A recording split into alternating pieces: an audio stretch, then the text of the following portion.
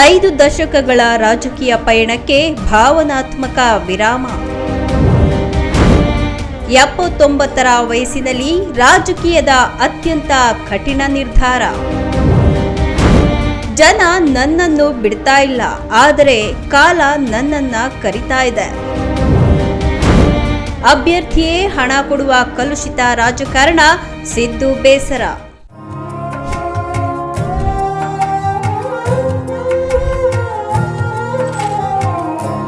ಒಂದು ಘೋಷಣೆ ಕರ್ನಾಟಕ ರಾಜಕೀಯವನ್ನೇ ಕ್ಷಣಕಾಲ ಮೌನವಾಗುವಂತೆ ಮಾಡಿತು. 5 ದಶಕಗಳ ರಾಜಕೀಯ ಪಯಣ, ಸಾವಿರಾರು ಭಾಷಣಗಳು, ನೂರಾರು ಹೋರಾಟಗಳು, ಲಕ್ಷಾಂತರ ಕಾರ್ಯಕರ್ತರ ಬೆಂಬಲ. ಆದರೆ ಇಂದು ಆ ನಾಯಕನ ಬಾಯಿಂದ ಬಂದ ಒಂದೇ ಒಂದು ಮಾತು ಅಭಿಮಾನಿಗಳ ಕಣ್ಣಲ್ಲಿ ನೀರು ತರಿಸಿತು. ಇನ್ನು ಮುಂದೆ ನಾನು ಯಾವುದೇ ಚುನಾವಣೆಯಲ್ಲಿ ಸ್ಪರ್ಧೆ ಮಾಡೋದಿಲ್ಲ. ಹೌದು, 9 ಬಾರಿ ಶಾಸಕರಾಗಿ ಆಯ್ಕೆಯಾಗಿ 2 ಬಾರಿ ರಾಜ್ಯದ ಮುಖ್ಯಮಂತ್ರಿಯಾಗಿ ಆಡಳಿತ ನಡೆಸಿದ ಮಾಜಿ ಮುಖ್ಯಮಂತ್ರಿ ಸಿದ್ದರಾಮಯ್ಯ 2028ರ ವಿಧಾನಸಭೆ ಚುನಾವಣೆಯೇ ತಮ್ಮ ಕೊನೆಯ ಅವಕಾಶವೂ ಅಲ್ಲ. ಅದಕ್ಕೂ ಮುನ್ನವೇ ಚುನಾವಣಾ ರಾಜಕೀಯಕ್ಕೆ ವಿದಾಯ ಘೋಷಿಸಿದ್ದಾರೆ.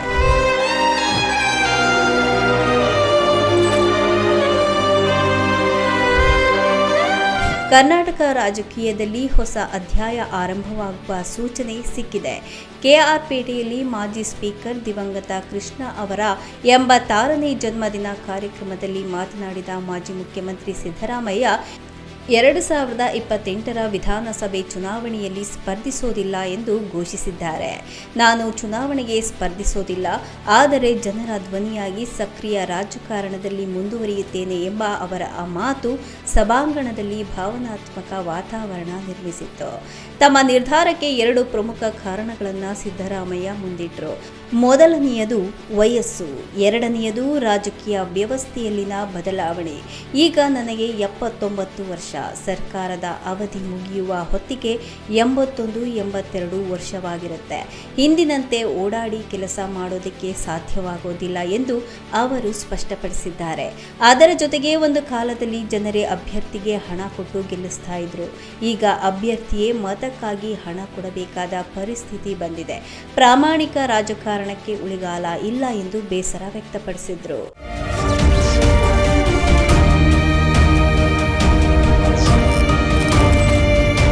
ಸಿದ್ದರಾಮಯ್ಯ ಅವರ ರಾಜಕೀಯ ಜೀವನವೇ ಹೋರಾಟದ ಕಥೆಯಾಗಿತ್ತು.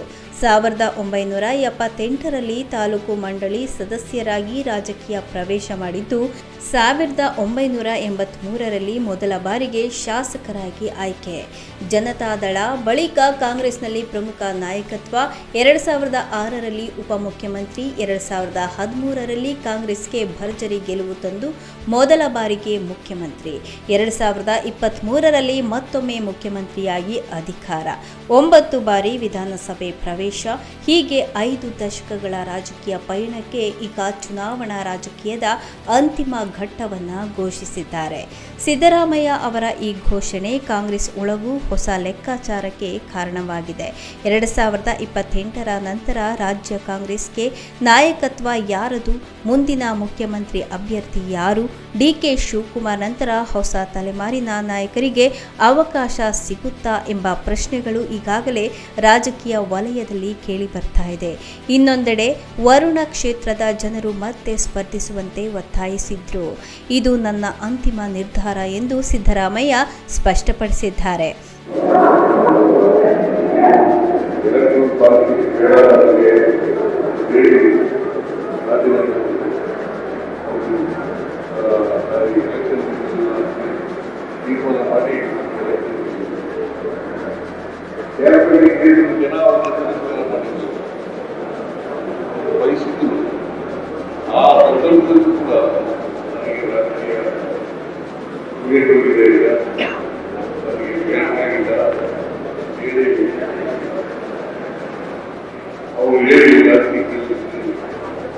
ನಾನು ನೋಡಿ ಈಗಲೂ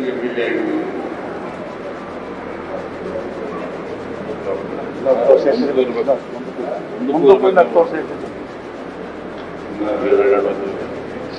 ಇನ್ನು ಮತ್ತೆ 2028ಗೆ ನಾನು ಚುನಾವಣೆಯಲ್ಲಿ ಸ್ಪರ್ಧೆ ಮಾಡಲ್ಲ.